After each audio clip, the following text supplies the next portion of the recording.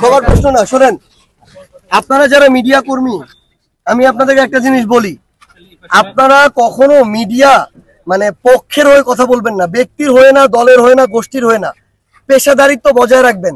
বাংলাদেশে মানে আপনি যদি ফেরেস্তাও হন, তারপরেও কিছু লোক আছে যারা আপনাকে শয়তানের তকমা দিবে, কারণ এখানে তার ব্যক্তি স্বার্থ আছে, ব্যক্তি উদ্দেশ্য আছে।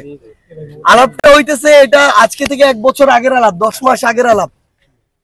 আমরা টিএসসি তে আমাদের ব্যক্তিগত উদ্যোগে যত টাকা ত্রাণের উঠানো হয়েছিল, তার মধ্যে আমরা এটা একদম অডিট করে ইন্টারন্যাশনাল একটা ফার্মের মাধ্যমে অডিট করে এটা রিপোর্ট জমা দেওয়া হয়েছে।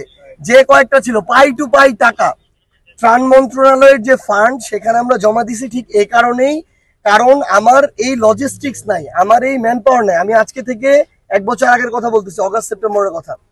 লজিস্টিক্স নাই, ম্যান পাওয়ার নাই, আমি যে এখানে কাজ করব আমার একটা জেলায় স্ট্রাকচার নাই, আমার এর আগে এই কাজ করার অভিজ্ঞতা নাই, তাহলে আমি যদি এই টাকাগুলা আমার তো অ্যাবিউজ হয়ে যাইতে পারে। তো আমি কি করব যেন প্রপার ইউজ হয়, এই প্রপার ইউজটা হওয়ার জন্য আমরা ওইখানে দিচ্ছি, কারণ তাদের জনবল আছে, সরকারের ওই জায়গায় দিচ্ছি। আমরা যদি অন্তর্বর্তীকালীন সরকারের একটা মন্ত্রণালয়ের উপর আস্থা না রাখবো, তাহলে কার উপরে রাখবো? এটা তো আওয়ামী লীগের মন্ত্রণালয় না, এটা ডক্টর ইউনূসের অভ্যুত্থান পরবর্তী সরকারের মন্ত্রণালয়। তো আমরা সেখানে দিছি যেন এটার প্রপার ইউজ হয়। তার জনবল আছে, তার অফিস আছে, তার ইনফ্রাস্ট্রাকচার আছে, তার চেইন অফ কমান্ড আছে। প্রত্যেকটা টাকা পাই টু পাই অডিট করে বুঝাই দেওয়া হয়েছে। এখন প্রশ্নটা এটা কাকে করবে?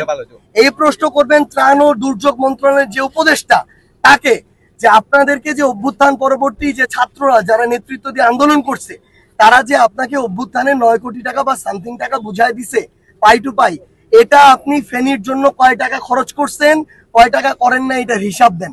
যদি কম করে থাকে, তার বেশি, আপনারা সামনে আরো পরিস্থিতি খারাপ হতে পারে। এটার জন্য লজিস্টিক সাপোর্ট যা যা তৈরি করা দরকার, এটা আপনারা আপনাদের জায়গা থেকে বুঝে নিবেন। আমরা আপনাদেরকে অনুরোধ করবো, আপনারা যারা ফেনীর মিডিয়া ভাই আছেন, সচেতন নাগরিক সমাজ আছেন, আপনারা ত্রাণ মন্ত্রণালয়ের উপদেষ্টার কাছে এটা যাবেন। আমরা অলরেডি আমাদের ফেনীর যারা কেন্দ্রীয়, বিশেষ করে ফেনীর যারা কেন্দ্রীয় কমিটির আছে, তাদেরকে এই দায়িত্ব দিছি।